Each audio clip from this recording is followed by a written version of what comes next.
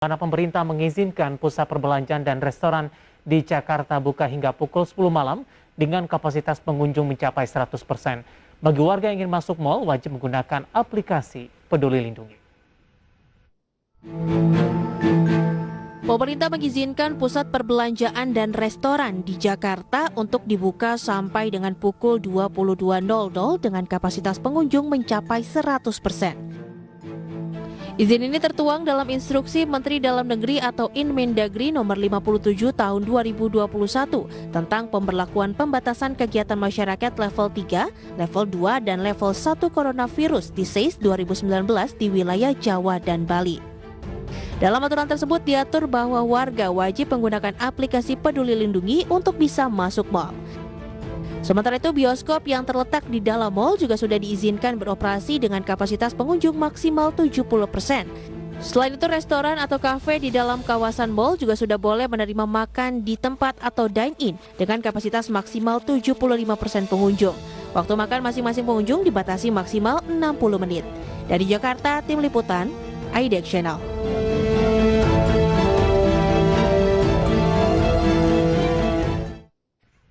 Iya, pemirsa, di segmen ini kita akan bahas topik menarik pusat perbelanjaan dibuka 100% dan kita akan berbincang bersama dengan Bapak Alfonsus Wijaya, Ketua Umum APPBI. Kita akan langsung sapa saja. Pak Alfonsus, selamat pagi menjelang siang, apa kabar Pak? Selamat pagi menjelang siang, kabar baik, terima kasih. Apa kabar juga? Kabar baik, Pak Alfonsus, dengan David di sini Pak. Terkait dengan topik kita Pak Alfonsus, ini kebijakan pemerintah terus memperlonggar kegiatan atau mobilitas masyarakat, termasuk juga di pusat perbelanjaan dengan pembukaan 100% ini untuk pengunjung, kemudian juga dari sisi operasional sepertinya Pak Alfonsus. Bagaimana APPBI melihat kebijakan ini Pak Alfonsus?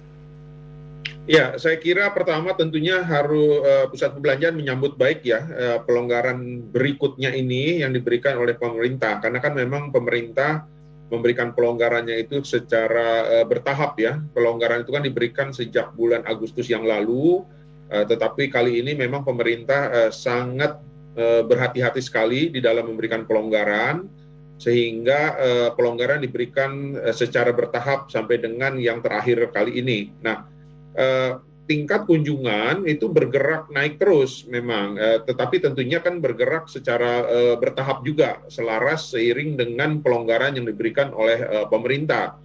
Tetapi memang tren tingkat kunjungan naik terus. Jadi saya kira ini satu hal yang cukup baik bagi kondisi usaha pusat perbelanjaan, karena memang diharapkan tren ini terus naik terus sampai dengan nanti akhir tahun nanti. Karena juga kan pemerintah beberapa waktu yang lalu telah mengumumkan untuk membatalkan ya ataupun meniadakan cuti bersama libur panjang terkait dengan hari Natal dan Tahun Baru. Jadi saya kira ini juga satu peluang bagi pusat perbelanjaan karena tentunya kan mobilitas masyarakat dibatasi, masyarakat diharapkan tidak pergi keluar kota, tidak meninggalkan kota-kota ya. Nah, kalau mereka tidak mobilitasnya dibatasi, tentunya pada saat libur nanti datangnya ke pusat perbelanjaan yang berada di kota masing-masing. Jadi saya kira ini juga satu peluang yang baik untuk bisa mendapatkan penambahan tingkat kunjungan bagi pusat perbelanjaan. Demikian.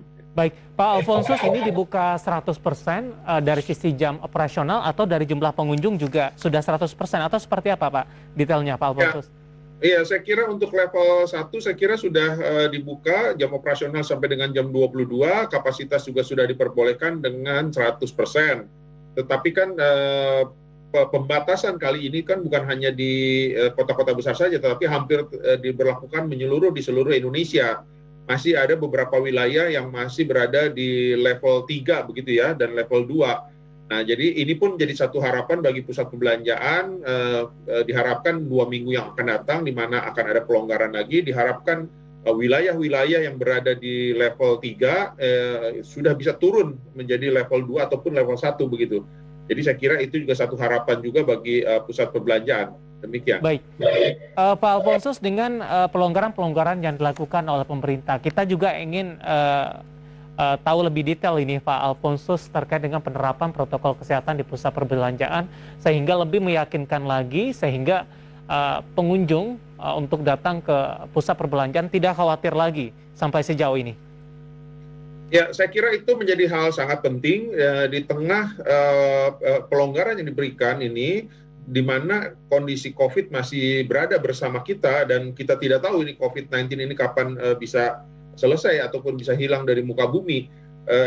Satu hal yang sangat penting di dalam situasi seperti itu adalah tentunya protokol kesehatan. Jadi kita berharap tentunya bisa dapat beraktivitas ataupun berkegiatan selama COVID masih bersama kita itu secara aman dan sehat. Jadi sebelum ini itu ada satu instrumen yang digunakan supaya kita bisa melakukan kegiatan dan beraktivitas secara aman dan sehat, yaitu instrumen protokol kesehatan yang sudah diberlakukan sejak pandemi sampai dengan saat ini, yaitu seperti jaga jarak, cuci tangan, kemudian juga pengecekan suhu tubuh, wajib masker, dan sebagainya. Nah, sekarang di pusat perbelanjaan sudah ditambah satu instrumen baru lagi untuk protokol COVID-19 ini, yaitu protokol wajib vaksinasi yang pemeriksaannya dilakukan melalui aplikasi Peduli Lindungi. Nah, jadi saat ini di pusat perbelanjaan ada 3 lapis protokol COVID-19. Ya, satu adalah protokol wajib vaksinasi yang pemeriksaannya dilakukan melalui aplikasi Peduli Lindungi. Lapis kedua adalah protokol kesehatan yang tadi saya sudah jelaskan, yang diberlakukan sejak awal pandemi sampai dengan saat ini. Lapis ketiga adalah protokol kesehatan yang diberlakukan oleh masing-masing penyewa ataupun masing-masing toko yang berada di dalam pusat perbelanjaan. Seperti kita ketahui, misalkan bioskop, tempat bermain anak, restoran, kafe, dan sebagainya. Mereka semua mempunyai protokol kesehatan sendiri-sendiri yang diberlakukan oleh masing-masing toko tersebut. Jadi saya kira ini untuk memastikan bahwa semua orang yang berada di dalam pusat perbelanjaan itu dalam keadaan sudah divaksinasi dan dalam keadaan sehat. Sehingga bisa menjadikan pusat perbelanjaan itu sebagai salah satu fasilitas masyarakat yang aman dan sehat untuk dikunjungi. Jadi saya kira ini yang menjadi satu jaminan ataupun keseriusan ataupun komitmen dari pusat perbelanjaan agar masyarakat bisa datang dan berbelanja ke pusat perbelanjaan dalam kondisi aman dan sehat.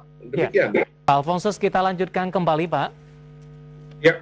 Ya, kita ingin tahu Pak Alfonsus bagaimana kondisi dari anggota PPBI yang terdampak pandemi, Pak Alfonsus. Apakah pelonggaran-pelonggaran yang dilakukan oleh pemerintah ini sesuatu angin segar bagi APBI ke depannya? Ya, saya kira betul demikian. Jadi penutupan operasional ini kan sungguh memberatkan ya, di mana kondisi pada saat itu ini kan ditutup pada saat awal Juli begitu ya. Jadi pada saat itu kondisi pusat perbelanjaan memang sudah lumayan membaik sebetulnya. Karena pada semester 1 tahun 2021 kan pertumbuhan ekonomi cukup baik ya, bahkan triwulan 2 itu kan sampai dengan 7,07%.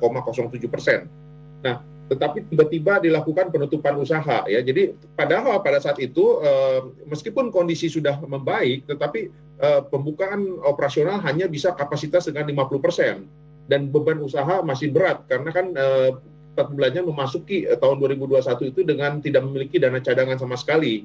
Tahun 2020 memang kondisi sangat berat, tetapi pada saat itu pusat perbelanjaan masih mampu bisa bertahan karena masih memiliki dana cadangan. Nah, tetapi kan dana cadangan itu habis terkuras pada tahun 2020 hanya untuk bisa bertahan. Nah, jadi memang pada saat penutupan kali ini jauh lebih berat. Penutupan usaha kan sebetulnya bukan terjadi pada tahun ini saja, terjadi juga pada tahun lalu. Tetapi pada tahun ini jauh lebih berat kondisinya dibandingkan dengan tahun lalu karena alasan-alasan tadi.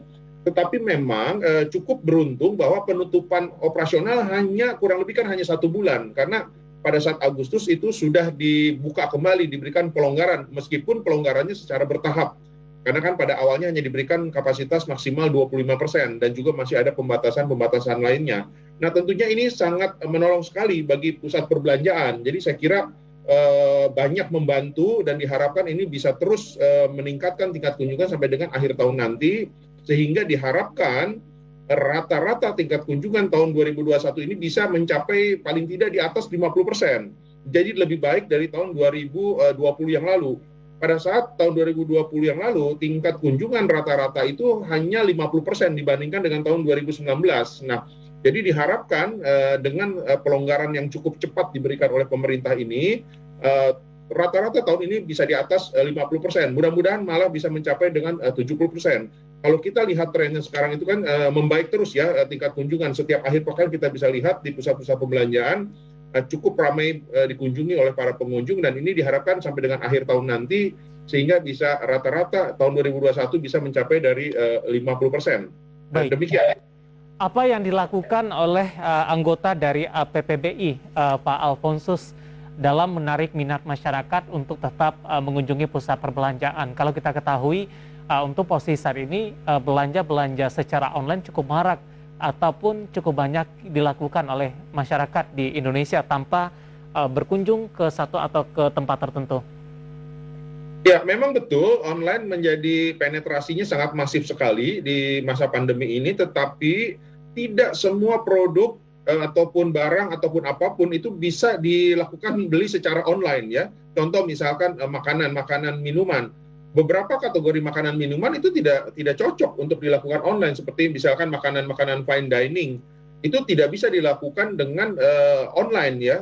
Jadi masih tetap makanan minuman itu lebih kepada fast food ya yang untuk dilakukan secara online. Jadi kembali lagi, tidak semua produk bisa dilakukan online. Tetap masyarakat membutuhkan kehadirannya datang ke pusat perbelanjaan, dan ini sudah terbukti kalau kita lihat sekarang setiap akhir pekan hampir pusat-pusat perbelanjaan khususnya yang berada di Jakarta begitu ya, itu kan ramai sekali. Jadi sebetulnya tidak perlu dikhawatirkan terhadap online ini, karena tadi ada barang-barang produk-produk yang tidak bisa dilakukan secara online. Nah, namun yang paling penting adalah setelah pelonggaran ini, pusat-pusat perbelanjaan harus menghindari kegiatan-kegiatan, aktivitas ataupun event ataupun melakukan promosi-promosi yang berpotensi menimbulkan kerumunan. Jadi ini harus dihindari terlebih dahulu. Jadi saya kira ini jauh lebih penting karena kita tidak ingin terjadi lagi lonjakan kasus positif COVID-19. Kalau terjadi lonjakan akhirnya ditutup lagi, itu sangat berat sekali. Itu bebannya itu bukan hanya beban pusat perbelanjaan saja ataupun para penyewa yang berada di dalamnya, tetapi juga hampir semua masyarakat mengalami kesulitan jika terjadi lagi penutupan operasional. Jadi ini yang harus kita jaga. Kita melakukan kegiatan, aktivitas ataupun promosi ataupun event yang tidak menimbulkan kerumunan-kerumunan. Demikian. Baik. Pak Alfonsus, terakhir Pak, ada harapan tidak Pak kepada pemerintah dalam hal ini mungkin dari insentif yang sangat dibutuhkan oleh anggota PPBI? Ya, sebetulnya ada dua harapan dari APBI. Pertama, masalah insentif. Insentif yang diperlukan saat ini adalah insentif yang bersifat untuk bisa meningkatkan penjualan, ya, meningkatkan minat masyarakat untuk membeli barang-barang. Jadi seperti kita ketahui beberapa waktu yang lalu pemerintah sudah memberikan stimulus terhadap otomotif, kemudian stimulus terhadap properti, dan diharapkan juga memberikan stimulus ataupun relaksasi terhadap retail supaya bisa meningkatkan penjualan. Jadi saya kira itu nomor satu. Nah, nomor dua, harapan kami kepada pemerintah adalah momentum yang sangat baik ini sekarang kita harus jaga. Salah satunya adalah dengan melakukan percepatan vaksinasi dan juga pemerataan, karena beberapa daerah di luar Jawa dan Bali ataupun di luar kota-kota besar tingkat vaksinasinya masih belum setinggi seperti di Jakarta ataupun kota-kota besar lainnya. Jadi saya kira ini yang harus dipercepat supaya kita bisa menjaga momentum baik ini. Jadi khususnya kota-kota yang berada di luar Pulau Jawa, tingkat vaksinasinya harus didorong supaya paling tidak bisa mencapai target yang dicanangkan oleh pemerintah pada akhir tahun ini 50% ataupun 70% dari total populasi seluruh rakyat Indonesia. Demikian. Baik, Pak Alfonsus, waktu kita cukup terbatas. Terima kasih sudah bergabung bersama kami. Semoga yang kita bahas bisa menjadi referensi bagi pemirsa IDX Channel. Sehat selalu Pak Alfonsus, terima kasih Pak. Terima kasih, sehat-sehat selalu. Terima kasih.